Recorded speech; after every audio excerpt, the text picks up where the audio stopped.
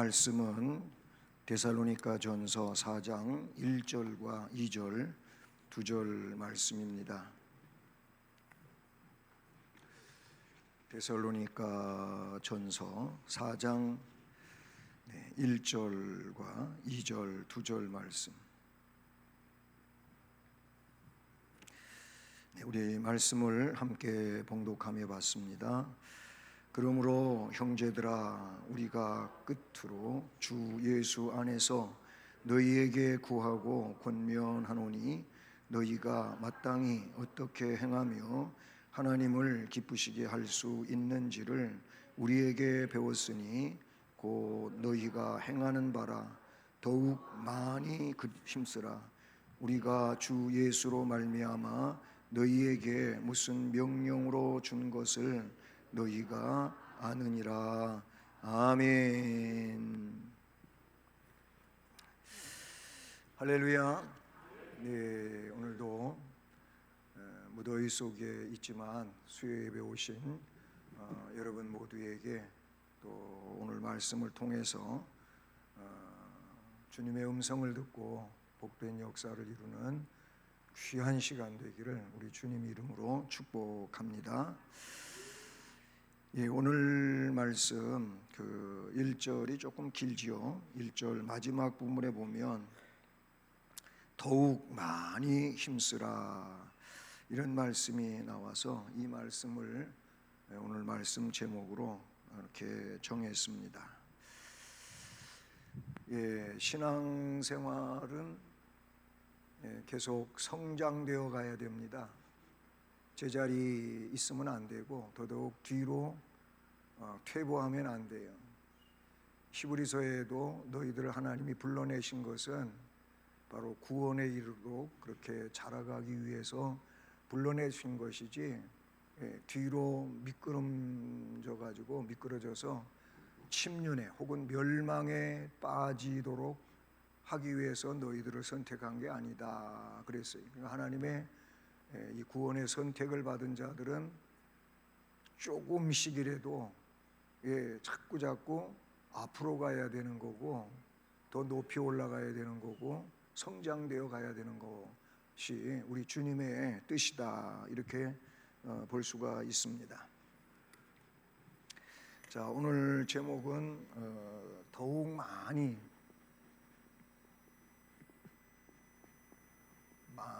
힘쓰라입니다.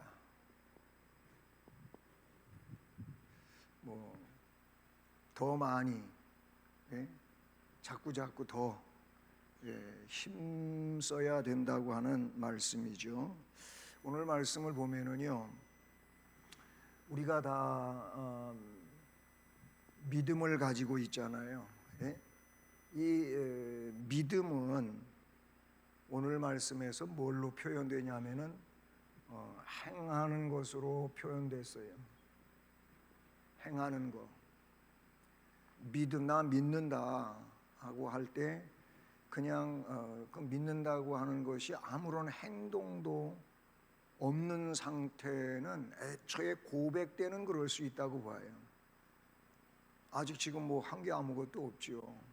그러나 나는 예수님을 구세주로 믿는다, 하나님의 존재를 믿는다, 이런 믿음 말입니다. 그런데 이제 그 출발은 그렇다 할지라도 이 시간이 흘러감에 따라서 행하는 거예요. 행하는 거.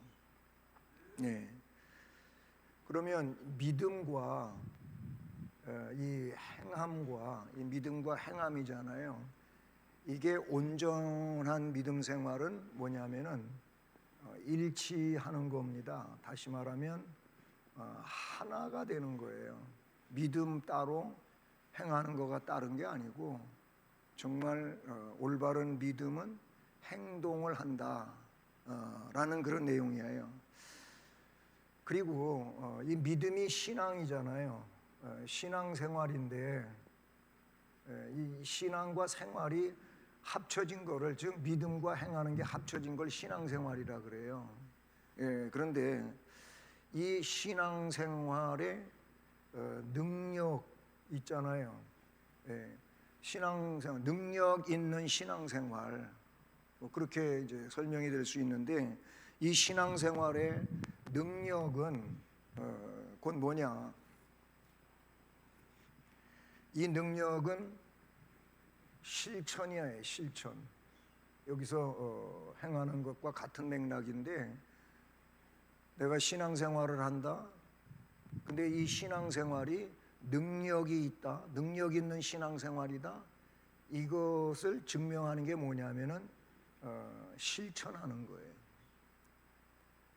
실천이 없는 신앙생활은 능력 있는 게 아니에요. 무능한 거예요. 무능한 신앙생활이 실천이 없는 거다. 이렇게 볼 수가 있는 것이죠. 그래서 이 믿음과 실천 또는 신앙과 생활, 이 내용은 마치 무엇과도 같은 거냐면은 우리가 동전이 있잖아요. 동전이 있어요. 요새는 동전 보기가 힘들지요. 카드로 많이 쓰니까 돈이 없어도 그냥 카드 갖고 결제가 되고 뭐 이런 상황이니까 돈을 안 만지고 사는 사람들도 있어요. 더더욱 동전은 정말 보기가 힘들지요. 뭐 가지고 계신, 우리 교회에서 커피 마시려면 동전이 있어야 돼. 그것도 100원짜리 동전이 있어야 돼. 그래서 100원짜리 동전을 한 바구니 가지고 바꿔주잖아요. 하여튼 동전의 그 무엇과 같냐면은 양면, 이쪽 면 이쪽 면 두 면이 있잖아요. 동전은 100원이든 500원이든 동전이 이쪽 면에 세종대왕이 있어야 되고 이쪽 면에 100원 이렇게 써져 있는 것처럼, 그래야 100원짜리 동전 맞잖아요. 한쪽에만 그렇고 한쪽에 그런 내용이 없으면 이거는 올바른 동전이 아니지요. 그렇죠? 올바른 동전이 아니에요. 그리고 그런 동전은 사용의 가치가 없어요. 사용이 어렵다, 이렇게 볼 수가 있어요. 그러니까 신앙생활도 신앙과 생활이 양면이란 말이죠. 이쪽 면과 이쪽, 그래야 올바른 신앙이 되는 거예요. 믿음은 있는데 행하는 게 없다, 그러면은 올바르지 않다라는 내용이 되는 것이죠. 왜 그러냐면 신앙인의 결국은 믿는 거예요. 신앙인의 결국은 믿는 것이고, 믿는 것이라면 그 믿음이 행동 속에서 역사되어진다. 아멘. 행동 속의 역사.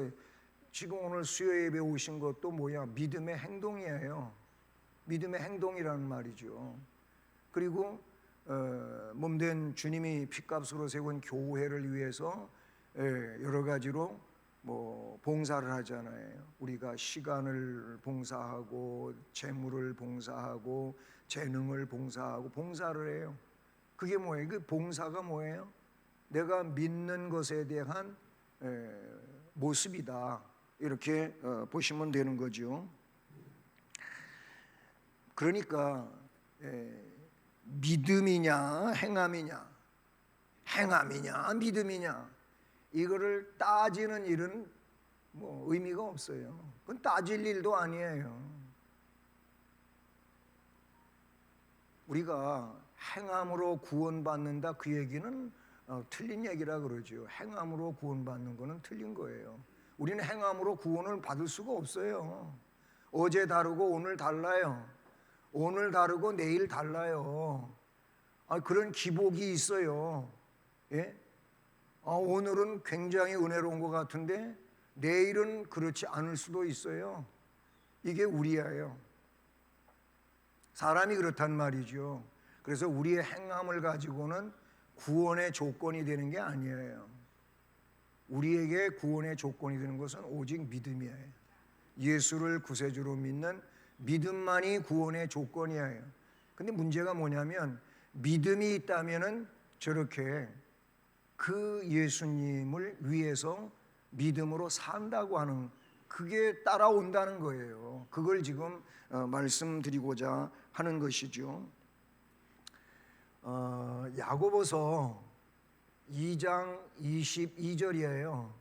이 야고보서 2장 22절을 보면은요, 따라서 해봅니다. 믿음이 그의 행함과 함께 일하고,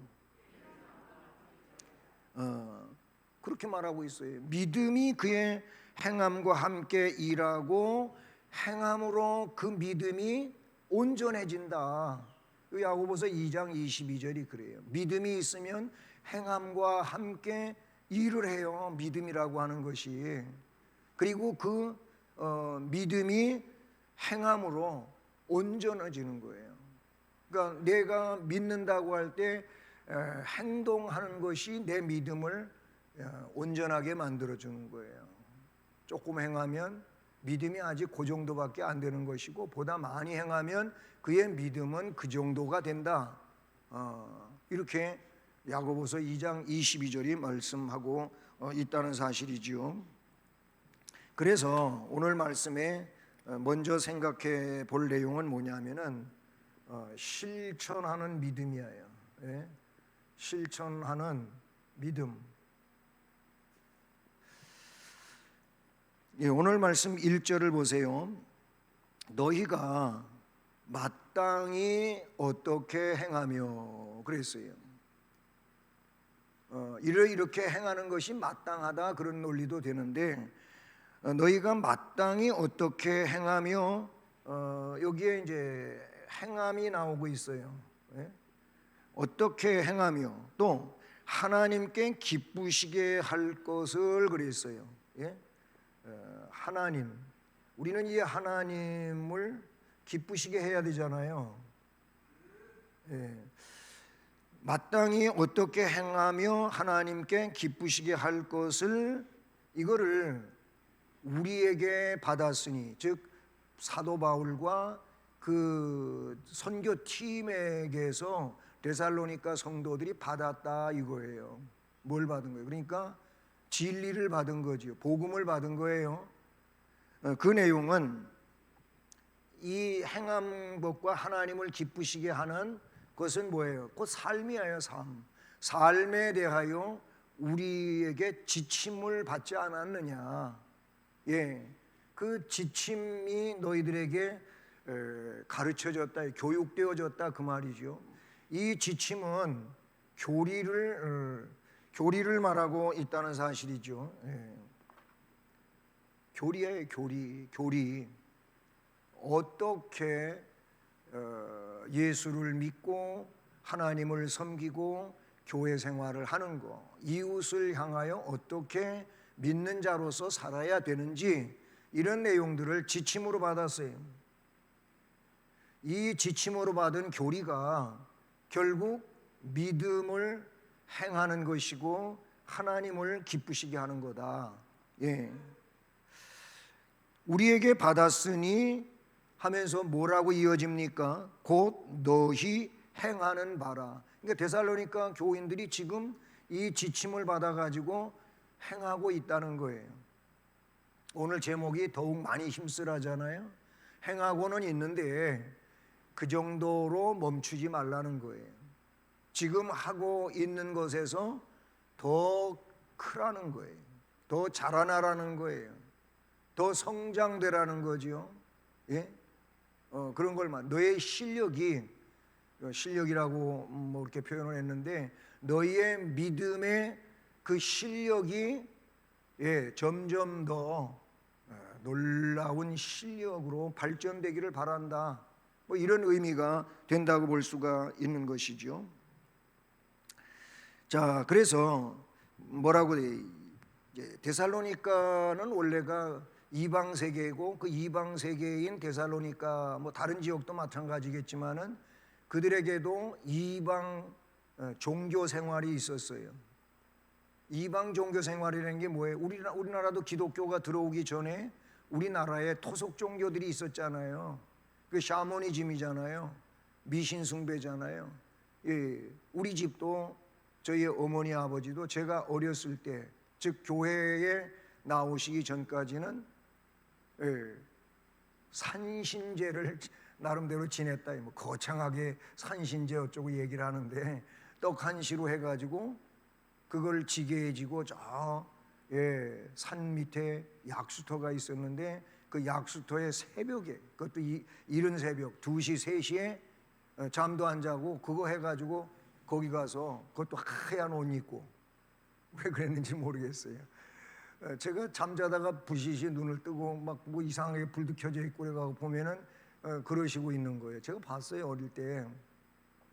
그런데 그래가지고 가서 이제 거기서 뭐 복을 빌고 온 거겠지요. 복 달라고. 1년 동안 뭐 건강하게 잘 살라든지 우리 애들 지혜롭게 잘 크게 해달라든지 뭐 그런 거 빌었지 않겠어요? 무속 종교예요. 데살로니가 지옥도 마찬가지였다, 그런 얘기예요. 근데 이상하게도 이방 세계의 그 무속 상황에서는요, 그런 신숭배 사상 속에서는 이 도덕적 타락, 즉 성적 타락이 우리나라보다는 더 타락이 있었다는 거예요. 성경에 보면 그래요. 그 윤리적으로 성 문제가 굉장히 문란했었다, 그런 얘기예요. 근데 이제 복음이 들어갔잖아요. 이런 지침이 주어지잖아요. 교리, 즉 복음이잖아요. 이게 복음. 복음이 들어가면서 데살로니가 성도들이 이런 것들을 어떻게 해요? 정리를 하는 거예요. 야, 우리가 하나님의 말씀을 들어보니까 너무나도 잘못 살았다 하면서 이런 것들을 어떻게 끊어요? 정리를 한다, 그 말이지요. 그 정리를 하는 삶이 뭐냐? 이 복음으로 행하게 되고 하나님을 기쁘시게 하는 삶을 살다가 보니까 여기에서 이루어지는 게 거룩함인 거예요. 거룩함이 이루어져요. 거룩한 삶을 사는 자들이 어떤 사람들이냐면 존귀함을 갖는 사람들이에요. 존귀하게 되어지는 거예요. 이렇게 거룩함으로 바뀌고 존귀하게 되어지는 것이 뭡니까? 하나님이 원하시는 새 사람이 되는 거예요. 옛 사람이 정리되어지고 새 사람이 되는 거예요. 새 사람이. 이 새 사람이 뭐예요? 거듭난 사람이에요. 믿는다고 하면서 이렇게 새로워지지 않으면 이 사람은 거듭나지를 지금 못하고 있는 거예요. 물론 소명, 중생, 회심, 신앙, 칭의, 양자, 이런 상황에서 그의 씨앗이라고 하는 시점에서는 이 사람이 다른 생명의 씨로 바뀌어져 있지만 씨앗이 싹이 안 트고 있다, 그 말이에요. 자라나지를 않고 있다. 뭐 언제 꽃이 피겠어요? 그거는 굉장히 무능한 상태의 내용이다라는 거예요. 그래서 바울 사도는 그들의 이제 신앙생활을 격려하면서 더욱 많이 힘을 쓰라, 이런 말씀을 하지요. 그 말은 뭐예요? 더 성장하라, 아니면은 더 자라나라, 같은 의미잖아요. 에베소 4장 13절을 보시면, 에베소서 4장 13절이에요. 이 말씀에 따라서 합니다. 그리스도의 장성한 분량이, 다시 그리스도의 장성한 분량이 충만한 데 이르기까지,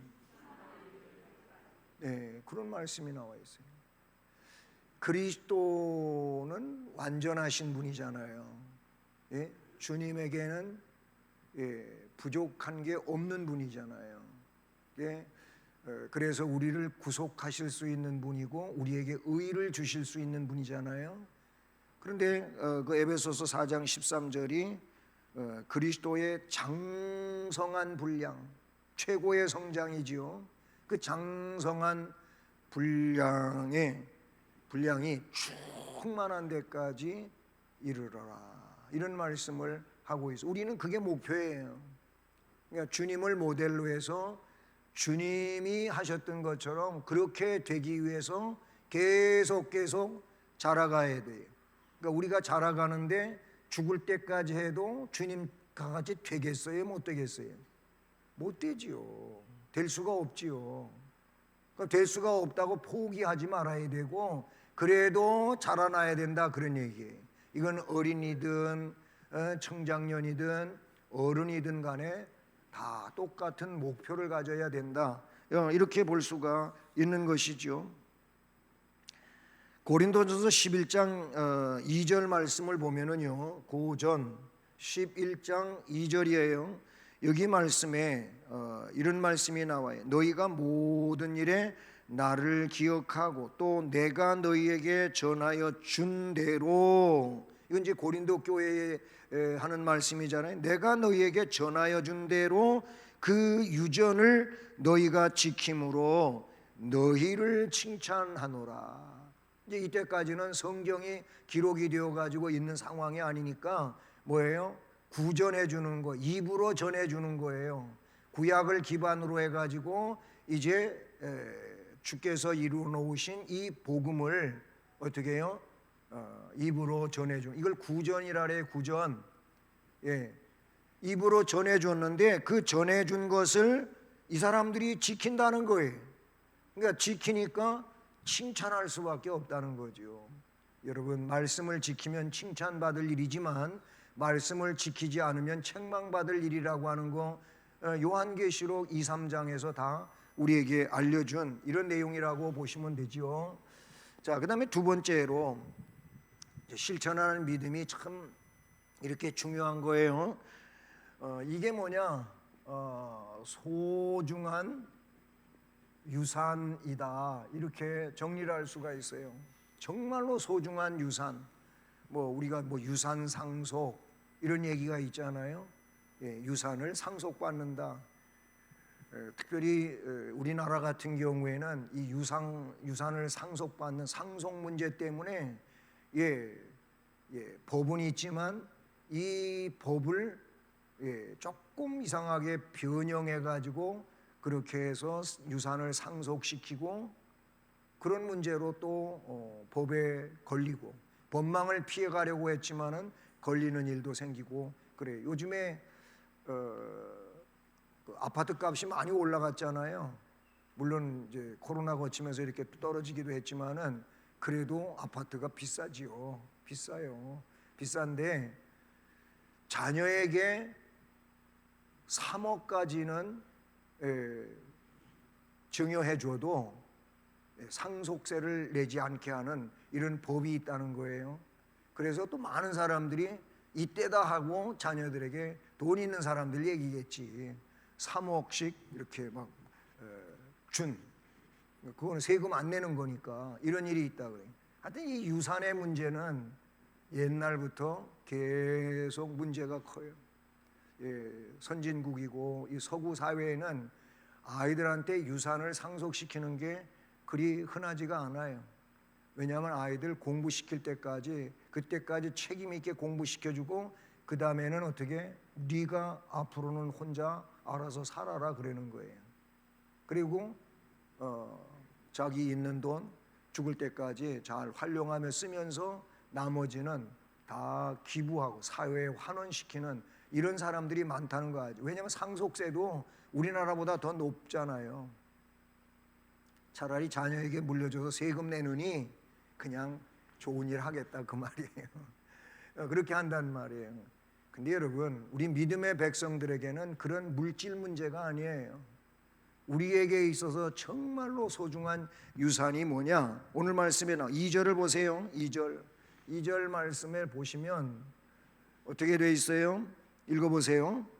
우리가 주 예수로 말미암아 너희에게 무슨 성령으로 준 것을 너희가 아느니라. 아멘. 자, 여기서 바울이 준 게 아니에요. 주 예수가 나와요. 그 다음에 또 성령으로가 나와요. 예. 주님으로부터 받은 거, 성령의 역사로 받은 거, 이거는 전부 다 어떤 거냐면 영적인 것들이에요. 물론 육적인 게 없다는 얘기가 아니에요.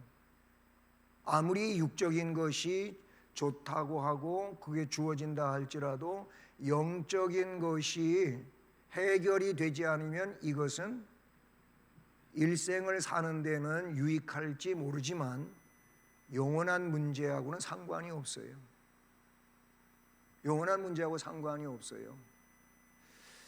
자, 좀 이해가 그럴 수 있겠지만은 애들이 공부를 열심히 하잖아요. 공부라는 물론 목표가 있겠죠. 있는데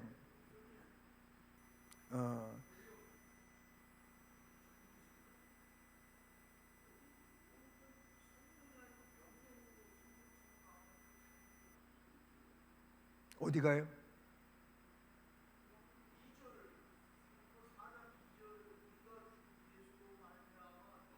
네. 명령. 예. 제가 잘못 읽었어요. 예. 이거 말씀하시는 거죠? 예.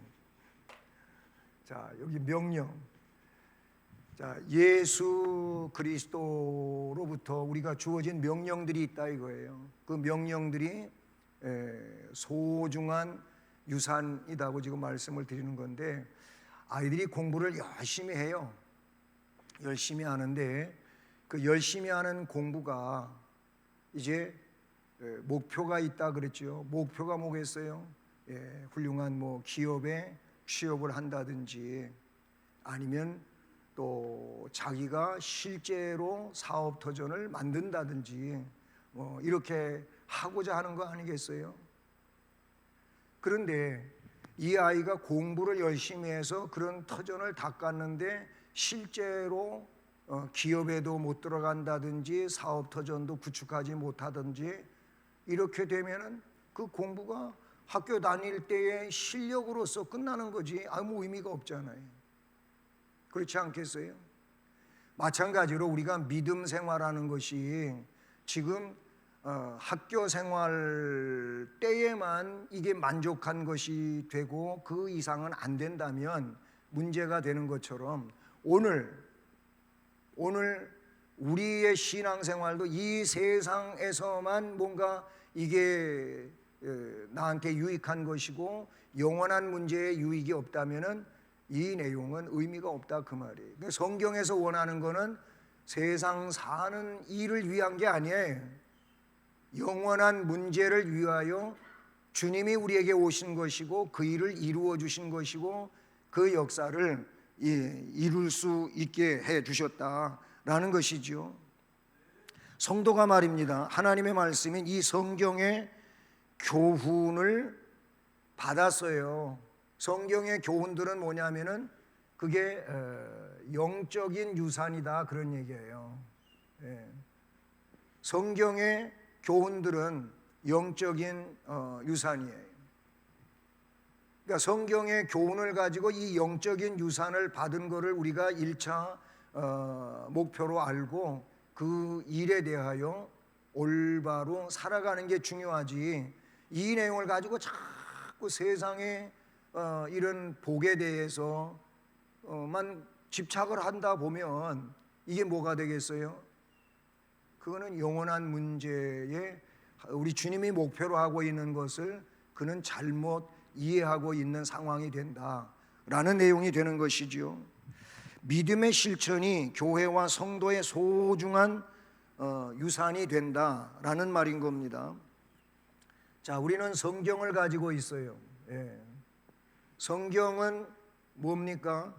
성경은 하나님의 말씀이고 복음이잖아요. 자, 하나님의 말씀. 이 말씀인 것이 또 신약의 내용으로는 복음이라고 하는 진리로 바뀌게 되죠. 근데 이 성경인 하나님의 말씀이나 복음은 뭘 가지고 있는 거냐면은 생명을 가지고 있는 말씀이에요. 그래서 우리는 이걸 진리라고 하고 그러지요. 이 생명은 그냥 생명이 아니고 영원한 생명이에요. 영원한 생명이라는 말이죠. 이 하나님의 말씀인 복음, 생명은 그래서 영원한 말씀이기 때문에 여기에 우리의 그 지식을 가지고 성경을 깨닫게 하신 게 아니에요. 우리의 지식으로 성경을 깨닫게 한 게 아니고 뭐예요? 성령이에요. 성령.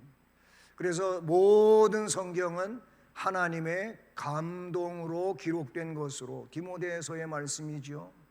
그리고 어떤 내용이든지 성경의 내용은 그것은 사람이 사사롭게 말한 게 아닌 거예요.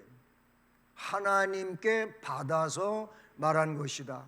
뭐예요? 전부 성령의 역사 안에서 기록되어진 것을 하나님이 직접 계시하기도 하시고 주님이 직접 말씀하기도 하시고 성령이 역사하셔서 성경을 기록하게 한 거예요. 그렇기 때문에 아까 제가 이제 그 구절 자체는 명령이라고 그랬는데, 성경을 이해하는데, 성경을 바르게 깨닫는 데에는 우리의 지식이 아니라는 거예요. 여기서 뭐입니까? 성령으로 해야 돼요. 성령이 아니고서는 안 된다 그 말이에요. 바로 성령의 역사, 이 성령의 역사, 이 내용을 성경과 관계할 때는 조명이라고 그렇게 우리가 표현한다는 말이죠. 조명이 뭐예요? 조명도 뭐 전체적으로 쭉 이렇게 은은하게 비치는 빛도 있지만, 성경에서 이 성령의 조명이라고 하는 것은 그런 의미가 아니에요. 이렇게 은은하게 뭐 우리가 밤에 조명불 켜고 그런 내용이 아니고, 이 스포트라이트처럼 딱 비춰가지고 돋보이게 해주고 알 수 있게 하고 그렇게 클로즈업 시키는 내용과 같다, 그런 얘기예요. 그러니까 어떤 성경을 우리가 이해하는 데 있어 성령께서 그곳을 조명시키면 성령의 역사 안에서 그 말씀을 어떻게 깨닫는다 이거예요. 분별을 한다 그 말이에요.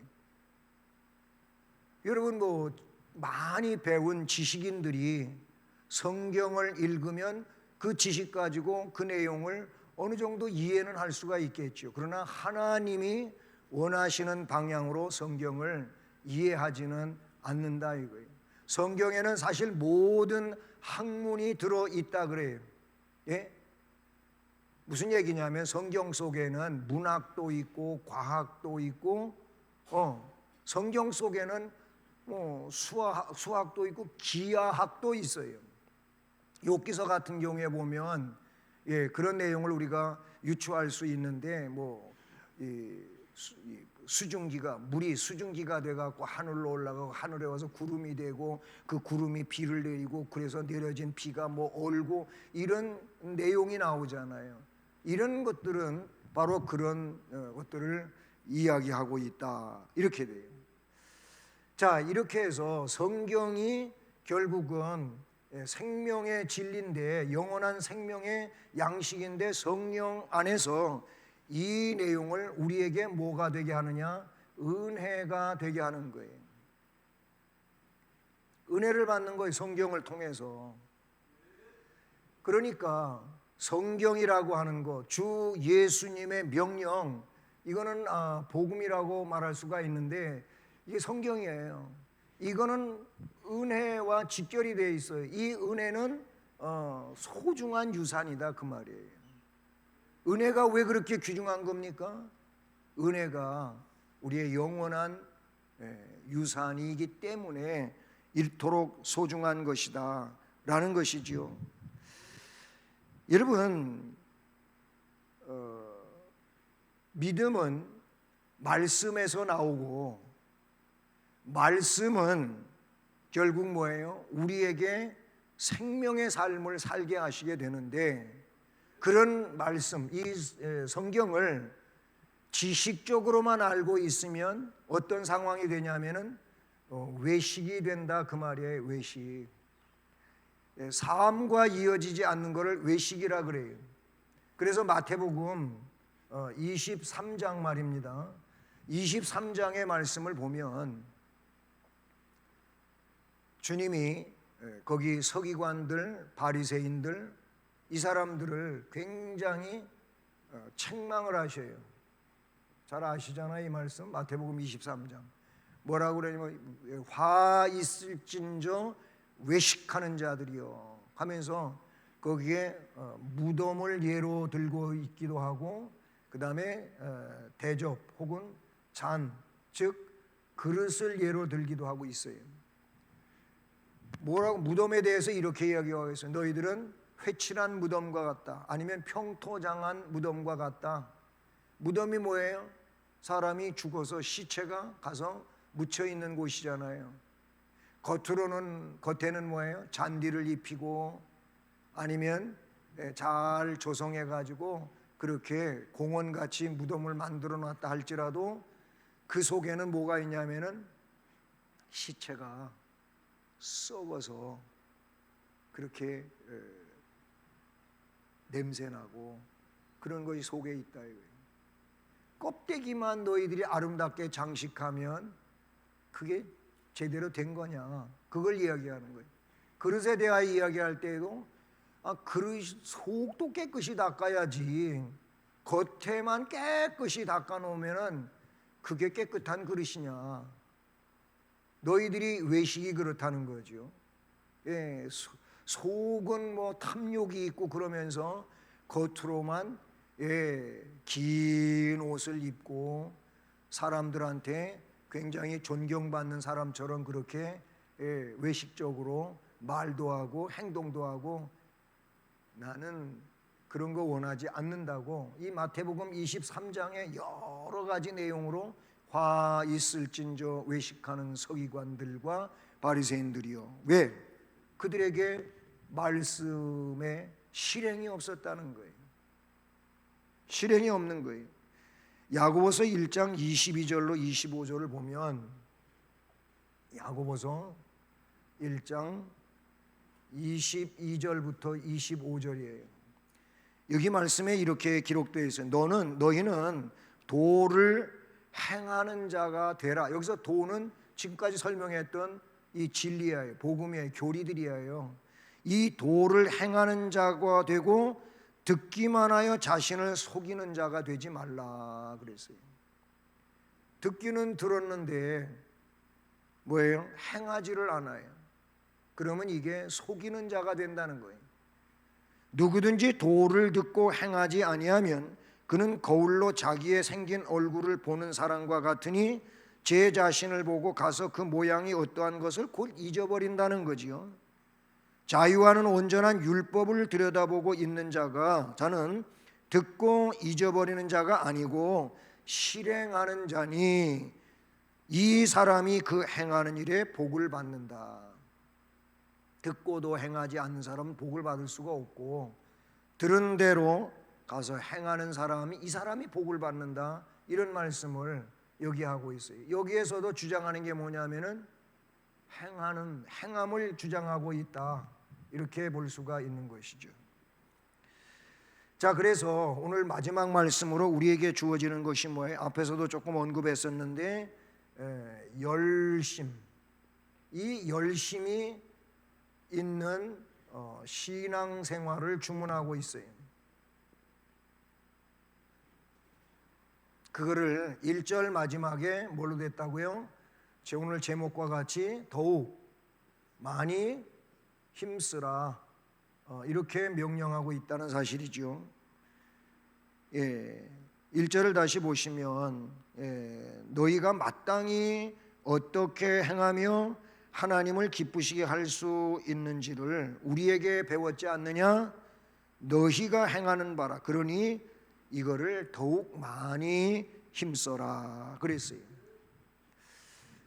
자, 로마서 12장이에요. 11절을 보면 여기 바울 사도는 이렇게 말하고 있습니다. 로마 교회와 성도들에게 따라서 합니다. 부지런하여 게으르지 말고 열심을 품고 주님을 섬겨라. 네, 그래요. 부지런하라 그랬어요. 네, 부지런하게 해서 게으르지는 말아라. 네, 부지런한 사람이 게으를 수가 없겠죠. 게으르다고 하는 건 부지런하지 않다는 얘기도 되고요. 어쨌든 부지런하여 게으르지 말고 거기에는 열심을 품고 그랬어요. 이 열심을 품어야 돼요. 열심을 품고 주님을 섬겨라 이렇게 말씀하고 있지요. 여기서 더 많이 힘쓰라, 이거를 헬라어 원문을 보니까 다르게 이해를 한다면은 어떤 의미가 되냐면은 더 넘치게 하라, 그 말이에요. 더 넘치게 하라. 아니면 더 풍성하게 하라. 예, 풍성하게 하라. 더욱 많이 힘쓰라가, 원문의 뜻에서는 더 넘치게 하는 거예요. 지금보다 그러니까 더 많이 하게 되는 상황이죠. 더 풍성하게 하라고 하는 의미도 그런 겁니다. 다시 야고보서가 많이 인용이 되는데요. 야고보서 2장 14절, 여기 말씀을 보면 이렇게 되어 있어요. 내 형제들아, 만일 사람이 믿음이 있노라 하고, 자기가 믿음이 있다 그래요. 믿음이 있노라 하고 행함이 없으면 무슨 유익이 있으리요? 그랬어요. 무슨 유익이 있으리요? 믿음이 있노라고 믿음이 있노라고 하겠는데 행함이 없으면 유익이 없다, 그 말이죠. 그 믿음이 능히 자기를 구원하겠느냐? 그런 믿음은, 행함이 없는 믿음이라면 구원에 문제가 있다, 이런 의미로 야고보 사도는 말씀하고 있다는 사실이죠. 그래서 요거를 좀 더 구체화시킨 내용 18절로 내려가 보면 거기에는 이렇게 말하고 있어요. 어떤 사람은 말하기를 너는 믿음이 있고 나는 행함이 있으니 행함이 없는 내 믿음을 나한테 보여줘라. 행함이 없는 내 믿음을 나한테, 내 믿음을 뭘로 보여줄 거냐? 그 행함이 없는 내 믿음을 나한테 보여줘라 그랬어요.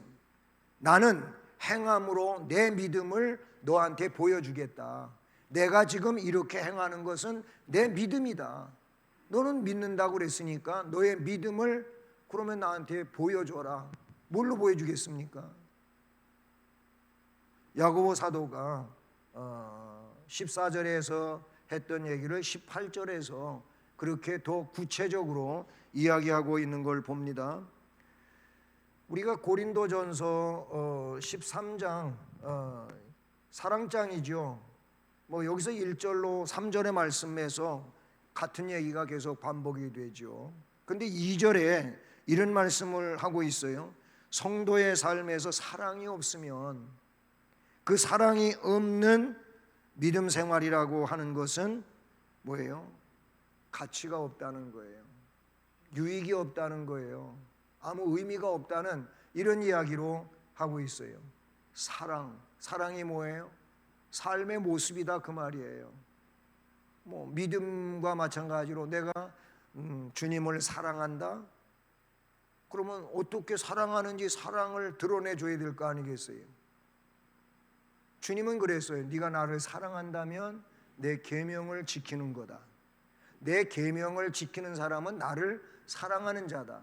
주님은 요한복음에서 이거를 아주 자세하게 우리에게 말씀해 주셨다는 사실이지요. 자, 그렇습니다. 우리는 이런 말씀들을 통해서 우리가 해야 할 일이 뭡니까? 더욱 많이 힘쓰기를. 그건 내 힘으로 잘 안 되니까 성령의 역사 안에서, 그 감동 안에서, 그 감화 안에서 바로 주님이 원하시는 방향으로 더 열심히 가는 겁니다. 아까 그랬잖아요. 부지런하여 열심을 품고 주님을 섬기라고 했듯이 말입니다. 수요 예배에 나오시는 여러분들이 바로 이런 믿음으로 주님을 섬기고 더 많이 신앙으로 세워져 가고 힘쓰는 이런 은혜가 있기를 주님의 이름으로 축복합니다. 은혜로우신 하나님 아버지, 감사합니다. 귀한 시간도 우리를 부르시고 함께 해주셔서 감사를 드립니다.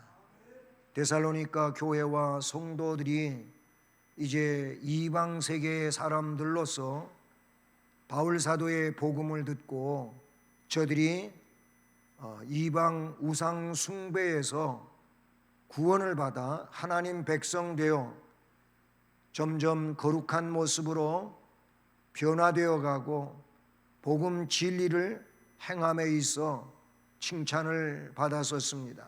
그러나 그 상태에 완전한 것이 아니기에 앞으로 더욱 많이 힘쓰는 자가 되라고 권면을 받습니다. 오늘 우리들도 이것이 우리의 만족된 내용이 아닐 것이며 주님이 원하시는 대로 더 많이 성장되어가는 힘쓰는 이런 믿음으로서 주님을 기쁘시게 하며 아름다운 또 성령의 열매를 맺어가는 우리들이 되게 하여 주시옵소서. 감사하옵고 예수 그리스도의 이름으로 기도드립니다. 아멘.